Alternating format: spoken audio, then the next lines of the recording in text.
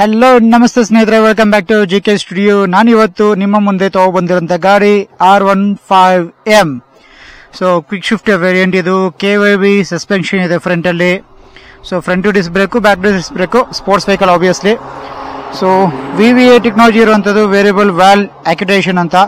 So quick shifter ಯಾವ ತರ work ಆಗುತ್ತೆ ಅಂತ ನಾನು ನೋಡಿಸ್ತೀನಿ ನಿಮಗೆ. ಸೊ ಹಾಗೆ ಗಾಡಿಯ ಒಂದು ಸ್ಪೆಕ್ಸ್ ಸಹ ನಿಮಗೆ ತಿಳಿಸ್ಕೊಡ್ತೀನಿ, ಮತ್ತೆ ಯಾವ ರೀತಿ ಒಂದು ಟಾಪ್ ಸ್ಪೀಡ್ ಹೋಗುತ್ತೆ ಅಂತ ನಾನು ನಿಮ್ಗೆ ಈ ಒಂದು ಗಾಡಿಯಲ್ಲಿ ಇವತ್ತು ತಿಳಿಸ್ಕೊಡ್ತೀನಿ. ಬನ್ನಿ ಇವತ್ತಿನ ಒಂದು ride review of R15M. On ಮಾಡಿದ್ರೆ ಈ ರೀತಿ ಒಂದು ಡಿಸ್ಪ್ಲೇ ಬರುತ್ತೆ. ಸೊ ಇದರಲ್ಲಿ ಜಸ್ಟ್ ಡಿಸ್ಪ್ಲೇ ಮಾತ್ರ ಚೇಂಜ್ ಆಗುತ್ತೆ. ಸೊ ಸ್ಟ್ರೀಟ್ ಮೋಡ್ ಇದೆ, ಇದು ಟ್ರ್ಯಾಕ್ ಮೋಡ್. ಸ್ನೇಹಿತರೆ, ನೀವೇನಾದ್ರೂ ಈ ನನ್ನ ಚಾನಲ್ಗೆ ಹೊಸದಾಗಿ ಬಂದಿದ್ರೆ ಸಬ್ಸ್ಕ್ರೈಬ್ ಮಾಡೋದು ಮರಿಬೇಡಿ. ಹಾಗೆ ಒಂದು ಲೈಕ್ ಬಟನ್ ಅನ್ನ ಕ್ಲಿಕ್ ಮಾಡಿ ಅಪ್ರಿಶಿಯೇಟ್ ಮಾಡಿ ಮಾಡ್ತಾ ಇರುವಂತ ಒಂದು ವಿಡಿಯೋಸ್ಗೆ.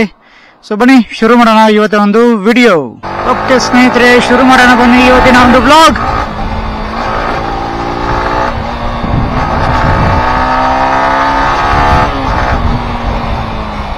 ಓಕೆ, ಈಗ ನಾರ್ಮಲ್ ಬೋರ್ಡ್ ಹಾಕೊಂಡಿದ್ದೀನಿ. ಸೊ ಇದು ನಾರ್ಮಲ್ ಬೋರ್ಡ್ ಸ್ಟ್ರೀಟ್ ಮಾಡಲ್ ಇದೆ. ಸೊ ಅದಕ್ಕೂ ಸ್ವಲ್ಪ ಡಿಫ್ರೆನ್ಸ್ ಏನಂದ್ರೆ ಡಿಸ್ಪ್ಲೇ ಅಲ್ಲಿ ಅಷ್ಟೇ. ಸೊ ಇದು 1000 RPM ಅಂತ ನೋಡ್ಸುತ್ತೆ. ಟ್ರ್ಯಾಕ್ ಅಲ್ಲಿ ಡಿಸ್ಪ್ಲೇ ಅಲ್ಲಿ 6000 RPM ಅಂತ ನೋಡ್ಸುತ್ತೆ. ಸೊ ಅಷ್ಟೇ ಡಿಫ್ರೆನ್ಸ್, ಬೇರೆ ಏನೂ ಇಲ್ಲ ಇದರಲ್ಲಿ ಡಿಫ್ರೆನ್ಸ್. ಸೊ ಬನ್ನಿ ಇದರ ಒಂದು ಟಾಪ್ ಸ್ಪೀಡ್ ಹೊಡಿಯೋಣ. ಫಸ್ಟ್ ಖಾಲಿ ಇದೆ ಜಾಗ.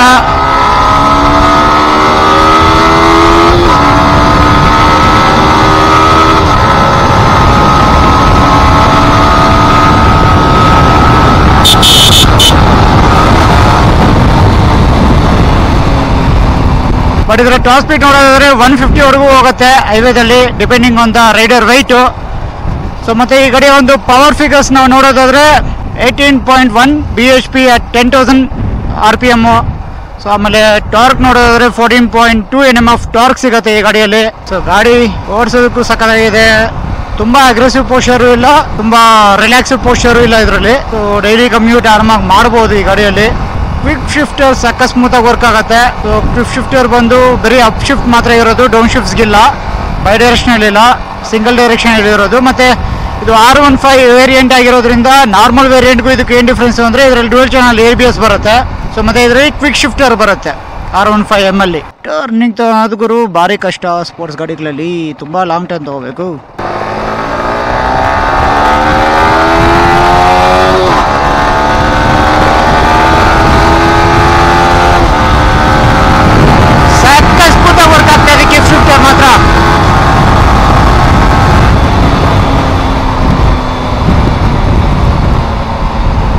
ಕ್ವಿಕ್ ಶಿಫ್ಟರ್ ಮಾತ್ರ ಸಕ್ಕತ್ತಾಗಿದೆ, ಬೆನ್ನೆ ತರ ಇದೆ ಗುರು. ಹೈವೇದಲ್ಲಿ ಕ್ವಿಕ್ ಶಿಫ್ಟರ್ ಸಕ್ಕತ್ ಯೂಸ್ ಬರುತ್ತೆ, ಸಿಟಿಗಳಲ್ಲಿ ಏನು ಅಷ್ಟು ಯೂಸ್ ಬರಲ್ಲ. ಟ್ರ್ಯಾಕ್ ಅಲ್ಲಂತೂ ಇನ್ನೂ ಸೂಪರ್ ಆಗಿ ಯೂಸ್ ಬರುತ್ತೆ ಕ್ವಿಕ್ ಶಿಫ್ಟರ್ಸ್. ಬಟ್ ಏನಂದ್ರೆ ಗಾಡಿ 6000 RPM ಹೋಗೋವರೆಗೂ ಇದರಲ್ಲಿ ದಮ್ಮು ಗೊತ್ತಾಗಲ್ಲ ಗುರು. ಸ್ವಲ್ಪ ಲೋ ಎಂಡಲ್ಲಿ ಅಷ್ಟು ಪವರ್ ಇಲ್ಲ ಇದರಲ್ಲಿ. ಲೋ ಎಂಡು ಸ್ವಲ್ಪ ಸ್ಲೋನೇ ತಗೊಳೋದು. 6000 RPM ಮೇಲೆ ಹೋದ್ಮೇಲೆ ಗಾಡಿ ಎತ್ಕೊಳತ್ ನೋಡ್ಗುರು.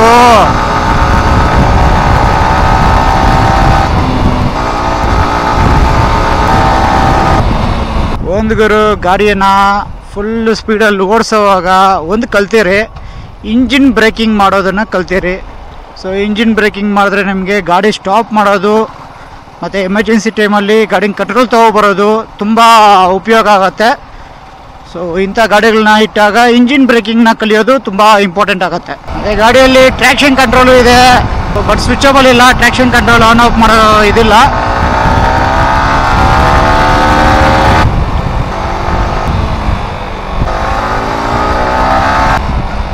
ಇನ್ನೊಂದು ತಿಳಿದಿಟ್ಕೊಂಡಿರಿ ಸ್ನೇಹಿತರೆ, ಯಾವತ್ತು ಗಾಡಿನ ಇಂಜಿನ್ ಬ್ರೇಕಿಂಗ್ ಮಾಡುವಾಗ ಟ್ರ್ಯಾಕ್ಷನ್ ಕಂಟ್ರೋಲ್ ಸಿಸ್ಟಮ್ ಇದ್ದರೆ ತುಂಬ ಈಸಿ. ಇಲ್ಲ ಅಂದರೆ ವೀಲ್ ಲಾಕ್ ಆಗುವಂಥ ಚಾನ್ಸಸ್ ಜಾಸ್ತಿ ಇರುತ್ತೆ. ಸೊ ಟ್ರ್ಯಾಕ್ಷನ್ ಕಂಟ್ರೋಲ್ ಇದ್ದಾಗ ಏನಂದರೆ ವೀಲ್ ಲಾಕ್ ಆಗಲ್ಲ ಇಂಜಿನ್ ಬ್ರೇಕಿಂಗ್ ಮಾಡುವಾಗ. ಕೈಗಳು ಮಾತ್ರ ಸಿಕ್ಕಾಪಟ್ಟೆ ನೋವು ಬರೋದು ಗುರು. 8000 RPM ಮೇಲೆ ಕ್ವಿಕ್ ಶಿಫ್ಟರನ್ನು ಯೂಸ್ ಮಾಡಿ, ಅದಕ್ಕೆ ಬಿಫೋರ್ ಕೆಳಗಡೆ ಅಂತೂ ಯೂಸ್ ಮಾಡೋದು ಲಾಯಕ್ಕಿಲ್ಲ. ಕ್ವಿಕ್ ಶಿಫ್ಟರ್ ಇರೋದೇ ಕ್ವಿಕ್ಕಾಗಿ ಶಿಫ್ಟ್ ಮಾಡೋದಕ್ಕೆ ಗುರು, ಸ್ಲೋ ಆಗಿ ಶಿಫ್ಟ್ ಮಾಡೋದಕ್ಕಲ್ಲ. ಅಂದರೆ ಎಕ್ಶೋರೂಮ್ ಮೋಸ್ಟ್ 2 ಲಕ್ಷ ಇದೆ ಗುರು. ಆನ್ ರೋಡು ಕರ್ನಾಟಕದಲ್ಲಿ ಆದರೆ ಹತ್ತತ್ರ 2.5ವರೆವರೆಗೂ ಬಂದ್ಬಿಡುತ್ತೆ. ಜನ ಕೇಳ್ಬೋದು ಇದ್ರ ಬೆಲೆಗೆ ಆರಾಮಾಗಿ ಒಂದು 250cc ಗಾಡಿ ಬರುತ್ತೆ ಅಂತ. ಈಗ ಹೊಸದಾಗಿ ಲೇಟೆಸ್ಟ್ ಆಗಿ ಪಲ್ಸರ್ 400cc ಒಂದು ಗಾಡಿನ 2.25 ಲಕ್ಷಕ್ಕೆಲ್ಲ ಬಿಟ್ಬಿಟ್ಟವನೆ. ಅಂದ್ರೆ ಆನ್ ರೋಡ್ ಹೇಳ್ತಾ ಇರೋದು. ಎಕ್ಸ್-ಶೋರೂಮ್ 190 ಇದೆ ಹತ್ತತ್ರ. ಬಟ್ ಆ ಗಾಡಿಗಳನ್ನೆಲ್ಲ ಬಿಟ್ಟು ಈ ಗಾಡಿನ ತಗೋಬೇಕು ಅಂತ ನಿಮಗೆ ಏನಾದ್ರು ಪ್ರಶ್ನೆ ಇದ್ರೆ ಒಮ್ಮೆ ಆ ಗಾಡಿನ ಈ ಗಾಡಿನ ಎರಡನ್ನೂ ನೀವು ಟೆಸ್ಟ್ ಡ್ರೈವ್ ಮಾಡಿ ನಿಮಗೆ ಯಾವ ಸ್ಯಾಟಿಸ್ಫ್ಯಾಕ್ಷನ್ ಅನ್ಸುತ್ತೆ ಅದನ್ನ ನೀವು ತಗೊಳ್ಳಿ. ಇಂಜಿನ್ ಏನ ಸ್ಟ್ರೀಟ್ ಆಗಲ್ಲ ಗುರು, 150cc ಅಷ್ಟೇ ಅಲ್ವಾ. ಲಿಕ್ವಿಡ್ ಕೂಲ್ಡ್ ಆಗಿರೋದ್ರಿಂದ ಏನಷ್ಟು ಬಿಸಿ ಆಗಲ್ಲ. ಸ್ನೇಹಿತರೆ, ಈ ಗಾಡಿಯ ಒಂದು ಟ್ಯಾಂಕ್ ಕೆಪಾಸಿಟಿ ಬಂದು 11 ಲೀಟರ್ಸ್ ಇದೆ. ಸೊ ಆನ್ ಅನ್ ಆವರೇಜ್ 45 ಕೊಟ್ರು ಏನಿಲ್ಲ ಅಂದ್ರೆ 500 ಕಿಲೋಮೀಟರ್ಗಳು ಒಂದು ಫುಲ್ ಟ್ಯಾಂಕ್ ಅಲ್ಲಿ. ಈ ಗಾಡಿ ಹೈವೇದಲ್ಲಿ, ಸಿಟಿಯಲ್ಲ. ಸಿಟಿಯಲ್ಲಿ ನಮ್ಮ ಪ್ರಕಾರ 30 ಬಂದ್ರೆ ಹೆಚ್ಚು. ಈ ಗಾಡಿ ಅಂದ್ರೆ ಅದಾದ್ರೆ ಒಂದು 330 ಕಿಲೋಮೀಟರ್ ಹೋಗ್ಬೋದು ಸಿಟಿಯಲ್ಲಿ. ಅಂದ್ರೆ ಸಿಟಿಯಲ್ಲಿ ಫಿಲ್ಟರಿಂಗ್ ಆರಾಮಾಗಿ ಮಾಡ್ಬೋದು ಗುರು. ಕೈಗಳೇ ನೋಡಿ ಯಾವ ಥರ ಆಗೋಗುತ್ತೆ, ಕೈಗಳೆಲ್ಲ ಕೆಂಪಗ ಹೋಗ್ತವೆ. ಈ ಗಾಡಿ ಪ್ರಾಕ್ಟೀಸ್ ಇದ್ರೆ ಚೆನ್ನಾಗಿರುತ್ತೆ, ಪ್ರಾಕ್ಟೀಸ್ ಇಲ್ಲ ಅಂದ್ರೆ ಅಷ್ಟೇ.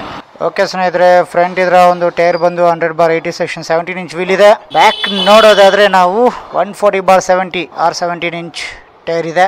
ಓಕೆ, ನೋಡಿದ್ರಲ್ಲ ಸ್ನೇಹಿತರೆ ಈ ಒಂದು ವಿಡಿಯೋನ.